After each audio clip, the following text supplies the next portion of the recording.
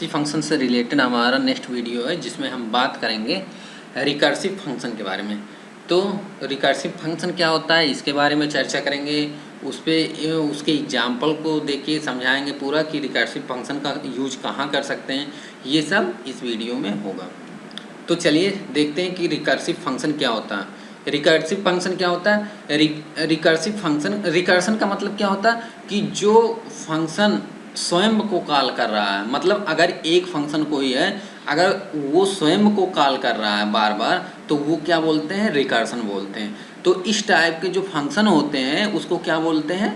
Recursive function बोलते हैं। जैसा कि यहाँ लिखा गया है, recursion is the process of repeating item in itself similar way.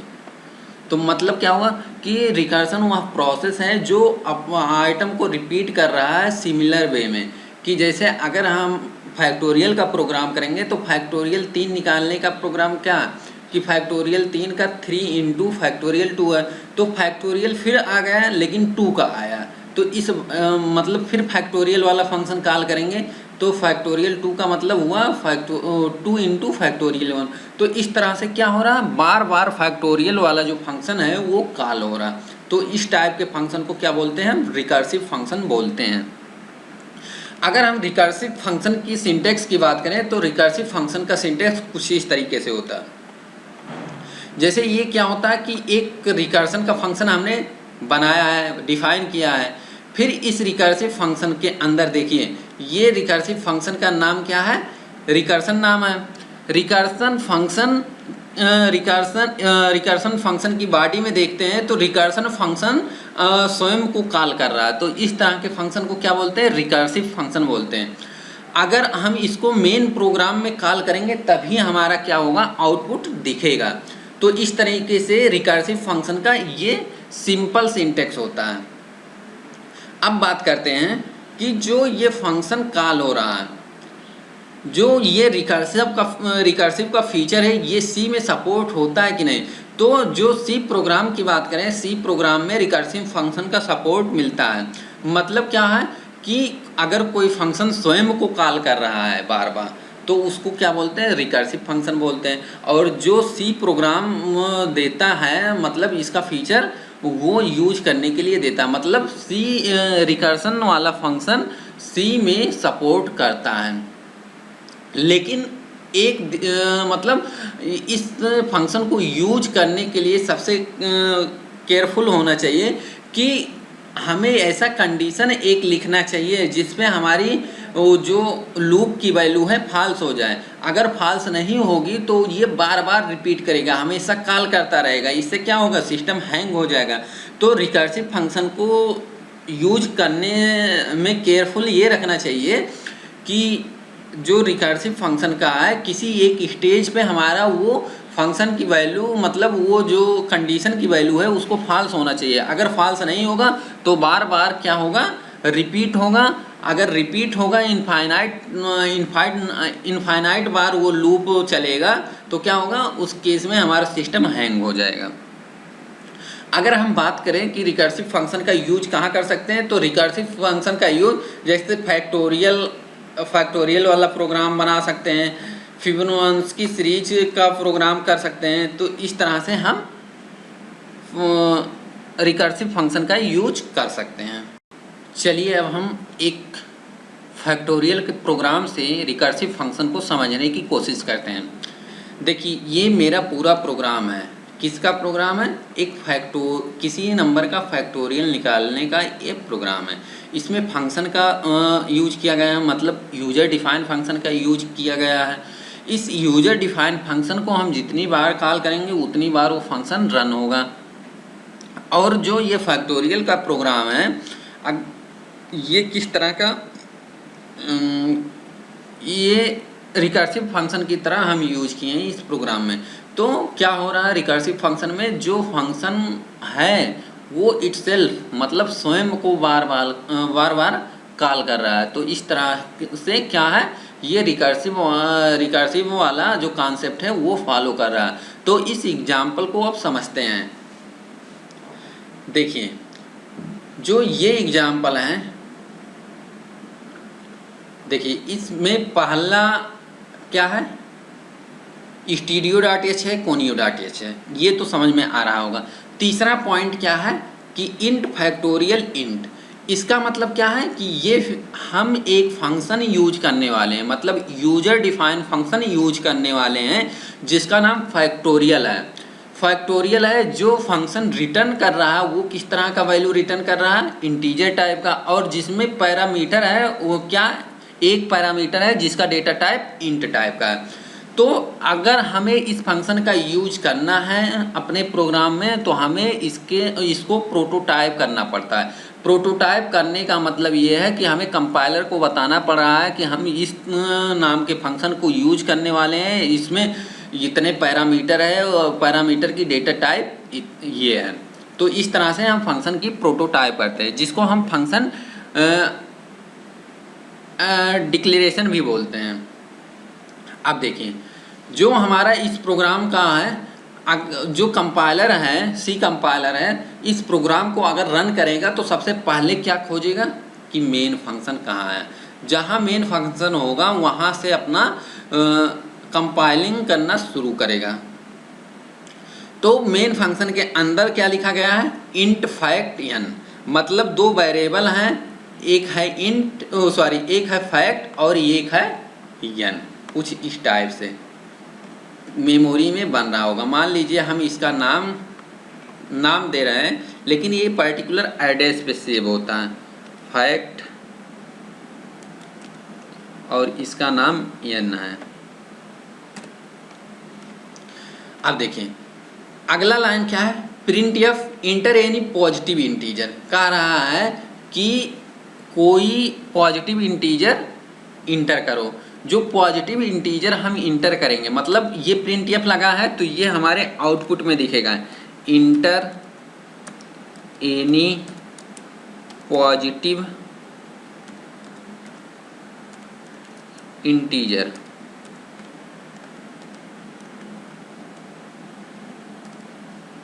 इस तरीके से आउटपुट में दिखेगा। अगर हम कीबोर्ड से 3 प्रेस करके इंटर का बटन दबा रहे हैं तो ये जो 3 हमारा है वो कहाँ सेव होगा, स्क्वायर एम फंक्शन के द्वारा कहाँ सेव होगा, n वाले वेरिएबल में सेव हो जाएगा, मतलब यहाँ 3 आ गया। अब क्या, हमने एक फैक्टोरियल का जो फंक्शन बनाया था, फैक्टोरियल का जो फंक्शन बनाया था उसकी प्रोटोटाइप की थी, तो मतलब अब उस फैक्टोरियल वाले फंक्शन को कॉल कर रहे हैं। क्या आर्ग्यूमेंट देके n की वैल्यू अभी क्या है 3, तो यानी फैक्टोरियल 3 कॉल हो रहा है। अब जो कंपाइलर क्या है, जो फैक्टोरियल 3 है इसकी वैल्यू कहाँ सेव कर रहा है, फैक्ट में सेव कर रहा है। लेकिन फैक्टोरियल 3 जो है वो क्या होगा, तो ये फंक्शन की कॉलिंग है, तो फंक्शन की अगर कॉलिंग हो रही है तो अब क्या करेगा हमारा कंपाइलर, फंक्शन की डेफिनीशन को सर्च करेगा। फंक्शन की डेफिनीशन यहाँ लिखी गई है। फंक्शन की डेफिनीशन क्या लिखी गई है, इंट फैक्टोरियल इंट n, जो कि सेम इसी नाम से हम फंक्शन की प्रोटोटाइप करते हैं। लेकिन अगर हम n यहाँ लगाना चाहें या ना लगाना चाहें वो हमारे ऊपर है कि अगर हम n देना चाहते हैं तो सही बात है, अगर नहीं भी देना चाहते हैं तो सिर्फ हम इंट भी लिख के काम चला सकते हैं, क्योंकि सिर्फ इसका प्रोटोटाइप करने का मतलब हम सिर्फ कंपाइलर को बता रहे हैं कि फंक्शन का नाम क्या है और कितना पैरामीटर है। सिर्फ इसका प्रोटोटाइप का सिर्फ यही काम है। अब जब फंक्शन की डेफिनीशन पे आया तो फंक्शन की डेफिनीशन में एक लोकल वेरिएबल है जिसका नाम टेम्प है। तो लोकल वेरिएबल जो है वो किसके लिए काम करेगा, सिर्फ और सिर्फ इस फंक्शन के लिए काम करेगा। अगर हम इसकी बात करें तो एक टेम्प नाम का वेरिएबल है, यहाँ से। तो सबसे पहले अगर वेरिएबल है तो मेमोरी में कुछ स्टोर मतलब जगह कुछ किसी एड्रेस पे वो क्रिएट होगा जिसमें डाटा स्टोर करने के लिए। मान लीजिए हम इसका नाम क्या दे रहे हैं कि टेम्प दे रहे हैं, जिससे कि हमें समझने में आसानी हो। तो टेम्प यहाँ आ गया है। अब क्या है, इफ n इक्वल 0, अगर n इक्वल 0 है मतलब अभी जो n आया है वो 3 आया है, अगर 0 होता तो रिटर्न 1 करता, लेकिन यहाँ 3 आया है तो एल्स वाला पोर्शन रन होगा। तो एल्स वाले के according temp equal n into factorial n minus 1। तो n में 3 इंटू फैक्टोरियल n माइनस 1 मतलब 2, तो फैक्टोरियल 2। ये क्या है, फंक्शन स्वयं को कॉल कर रहा है फैक्टोरियल 2। तो इस हिसाब से क्या आ जाएगा, 3 इंटू फैक्टोरियल 2 आ जाएगा टेम्प में। लेकिन जब ये फिर कॉल करेगा फंक्शन को तो कितना आ जाएगा, 3 इंटू 2 इंटू फैक्टोरियल 1, फिर 3 इंटू 2 इंटू 1 फैक्टोरियल 0, फिर फैक्टोरियल 0 की वैल्यू 1 होती है। तो इस हिसाब से जो हमारे टेम्प में आ गया है वो क्या आ गया, 6 वैल्यू आ गई है। और फिर क्या कर रहा है, रिटर्न कर रहा है टेम्प की वैल्यू। तो मतलब क्या, यहाँ अब 6 आ चुका है, इसकी वैल्यू को रिटर्न कर रहा है। रिटर्न करने के बाद यहाँ हमारे मेन प्रोग्राम में आया तो वो फैक्ट वाले वेरिएबल में सेव हो चुका है। फैक्ट वाले वेरिएबल में क्या सेव हो चुका है, जो अभी हमारा जो फैक्टोरियल वाला फंक्शन है वो जो रिटर्न किया है वो कहाँ सेव करवा रहे हैं, हम फैक्ट वाले वेरिएबल में सेव करवा रहे हैं। फैक्ट वाले वेरिएबल में अब 6 आ गया। अब हमको अगर इसको प्रिंट करवाना है तो इस स्टेटमेंट के द्वारा हम प्रिंट करवा सकते हैं। देखिए क्या लिखा गया है, factorial of %d is %d। पहले %d का वैल्यू कहाँ से आएगा, n से आएगा, और दूसरे %d की वैल्यू फैक्ट से आएगा। तो n में क्या है, अभी 3 है, और फैक्ट में क्या है, 6 है। तो क्या आउटपुट आएगा, आउटपुट में हमारा फैक्टोरियल ऑफ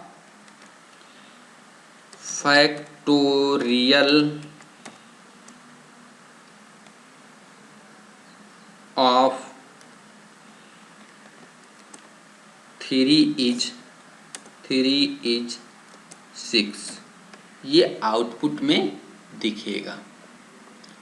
ये नेक्स्ट लाइन में दिखेगा क्योंकि यहाँ \n लिखा है, मतलब जो ये प्रिंट या फंक्शन है वो नेक्स्ट लाइन से आउटपुट देना, मतलब नेक्स्ट लाइन में अपना आउटपुट देगा। तो आई होप पूरा समझ में आ गया होगा। अगर अब हम बात करें कि जो हमारा फैक्टोरियल वाला मतलब रिकर्सिव फंक्शन वाला कॉन्सेप्ट है वो किस प्रकार से एग्जीक्यूट हो रहा है, तो चलिए अब हम इस फिगर से समझते हैं। देखिए यहाँ पे ये जो मेरा मेन प्रोग्राम है, मेन प्रोग्राम के अंदर एक फैक्टोरियल n आया, तो फैक्टोरियल n मतलब फैक्टोरियल 3 आ गया है। अब फैक्टोरियल 3 जैसे ही कॉल किया फैक्टोरियल 3 तो वो अपने डेफिनीशन पे गया, फैक्टोरियल 3 की वैल्यू रिटर्न किया। फैक्टोरियल 3 की वैल्यू रिटर्न करने के बाद क्या आया, 3 इंटू फैक्टोरियल 2 आया। लेकिन फैक्टोरियल 2 भी एक फंक्शन है, तो ये फैक्टोरियल 2 के लिए फिर इस फंक्शन के डेफिनीशन पे आया। फंक्शन की डेफिनीशन पे आया तो यहाँ से क्या मिला उसको, फैक्टोरियल 2 के लिए क्या मिला, 2 इंटू फैक्टोरियल 1 मिला। 2 इंटू फैक्टोरियल 1 मिला, तो फिर फैक्टोरियल 1 रिटर्न किया इस फैक्टोरियल के पास, तो फैक्टोरियल 1 की वैल्यू के लिए क्या आया, 1 इंटू फैक्टोरियल 0 आया। 1 इंटू फैक्टोरियल 0 जैसे ही आया, अब क्या होगा, अब यहाँ n की वैल्यू 0 हो गई। अगर 1 की वैल्यू 0 है तो जो इफ वाला कंडीशन है वो एग्जीक्यूट होगा। इफ वाले कंडीशन में क्या लिखा गया है, n इक्वल 0 लिखा गया, तो यहाँ से क्या रिटर्न 1 हो रहा, तो ये रिटर्न यहाँ करेगा इस फंक्शन को 1, फिर ये रिटर्न क्या करेगा, 1 इसको करेगा, फिर 2 इंटू 1 यहाँ आ गया, तो क्या अब रिटर्न करेगा ये फंक्शन, पहले वाले फंक्शन को 2 रिटर्न करेगा। अब यहाँ फैक्टोरियल 2 की वैल्यू 2 आ गई है, तो 3 इंटू 2 फैक्टोरियल मतलब 6 ये मेन फंक्शन को रिटर्न कर रहा। तो इस हिसाब से ये पूरा रिकर्सिव वाला जो फंक्शन है इस प्रकार से पूरा वर्क करता है। तो रिकर्सिव फंक्शन का सिंपल मतलब ये हुआ कि जो हमारा फंक्शन है वो अपने आप को बार बार स्वयं को कॉल कर रहा है, ना कि दूसरे किसी फंक्शन को, सिर्फ अपने को कर रहा है। तो इस तरह के फंक्शन को क्या बोलते हैं, रिकर्सिव फंक्शन बोलते हैं। तो अब इस वीडियो को ख़त्म करने से पहले इस वीडियो का Q2 भी पूछ लेते हैं कि जो ये मेरा पूरा प्रोग्राम लिखा गया है फैक्टोरियल के लिए जो प्रोग्राम लिखा गया है, इसमें ये बताइए जो कॉलिंग फंक्शन हो रहा है, जो फंक्शन कॉल हो रहा है कि कॉल बाय वैल्यू के द्वारा हो रहा है या कॉल बाय रेफरेंस के द्वारा हो रहा है। तो जैसे ये फंक्शन कॉल हो रहा है तो कॉल बाय वैल्यू के द्वारा कॉल हो रहा है या कॉल बाय रेफरेंस के द्वारा। तो इस QTB का आंसर आप लोग कमेंट सेक्शन में कीजिए और इस वीडियो को ज़्यादा से ज़्यादा शेयर करिए ताकि दूसरे कॉलेज के भी बच्चे देख सके जहां क्लासेस नहीं चल रही है रेगुलर। चलिए दोबारा इसी प्रोग्राम को समझते हैं। हमारे ऊपर है कि अगर हम n देना चाहते हैं तो सही बात है, अगर नहीं भी देना चाहते हैं तो सिर्फ हम इंट भी लिख के काम चला सकते हैं, क्योंकि सिर्फ इसका प्रोटोटाइप करने का मतलब हम सिर्फ कंपाइलर को बता रहे हैं कि फंक्शन का नाम क्या है और कितना पैरामीटर है। सिर्फ इसका प्रोटोटाइप का सिर्फ यही काम है। अब जब फंक्शन की डेफिनीशन पे आया तो फंक्शन की डेफिनीशन में एक लोकल वेरिएबल है जिसका नाम टेम्प है। तो लोकल वेरिएबल जो है वो किसके लिए काम करेगा? सिर्फ और सिर्फ इस फंक्शन के लिए काम करेगा। अगर हम इसकी बात करें तो एक टेम्प नाम का वेरिएबल है, सॉरी यहाँ से। तो सबसे पहले अगर वेरिएबल है तो मेमोरी में कुछ स्टोर मतलब जगह कुछ किसी एड्रेस पे वो क्रिएट होगा जिसमें स्टोर डाटा स्टोर करने के लिए। मान लीजिए हम इसका नाम क्या दे रहे हैं कि टेम्प दे रहे हैं, जिससे कि हमें समझने में आसानी हो। तो टेम्प यहाँ आ गया है। अब क्या है, इफ n इक्वल 0, अगर n इक्वल 0 है मतलब अभी जो n आया है वो 3 आया है, लेकिन अगर 0 होता तो रिटर्न 1 करता, लेकिन यहाँ 3 आया है तो एल्स वाला पोर्शन रन होगा। तो एल्स वाले के according temp equal n into factorial n-1। तो n में 3 इंटू फैक्टोरियल n-1 मतलब 2, तो फैक्टोरियल 2। ये क्या है, फंक्शन स्वयं को कॉल कर रहा है फैक्टोरियल 2। तो इस हिसाब से क्या आ जाएगा, 3 इंटू फैक्टोरियल 2 आ जाएगा टेम्प में। लेकिन जब ये फिर कॉल करेगा फंक्शन को तो कितना आ जाएगा, 3 इंटू 2 इंटू फैक्टोरियल 1, फिर 3 इंटू 2 इंटू 1 फैक्टोरियल 0, फिर फैक्टोरियल 0 की वैल्यू 1 होती है। तो इस हिसाब से जो हमारे टेम्प में आ गया है वो क्या आ गया, 6 वैल्यू आ गई है। और फिर क्या कर रहा है, रिटर्न कर रहा है टेम्प की वैल्यू। तो मतलब क्या, यहाँ अब 6 आ चुका है, इसकी वैल्यू को रिटर्न कर रहा है। रिटर्न करने के बाद यहाँ हमारे मेन प्रोग्राम में आया तो वो फैक्ट वाले वेरिएबल में सेव हो चुका है। फैक्ट वाले वेरिएबल में क्या सेव हो चुका है, जो अभी हमारा जो फैक्टोरियल वाला फंक्शन है वो जो रिटर्न किया है वो कहाँ सेव करवा रहे हैं, हम फैक्ट वाले वेरिएबल में सेव करवा रहे हैं। फैक्ट वाले वेरिएबल में अब 6 आ गया। अब हमको अगर इसको प्रिंट करवाना है तो इस स्टेटमेंट के द्वारा हम प्रिंट करवा सकते हैं। देखिए क्या लिखा गया है, factorial of %d is %d। पहले %d का वैल्यू कहाँ से आएगा, n से आएगा, और दूसरे %d की वैल्यू फैक्ट से आएगा। तो n में क्या है, अभी 3 है और फैक्ट में क्या है, 6 है। तो क्या आउटपुट आएगा, आउटपुट में हमारा फैक्टोरियल ऑफ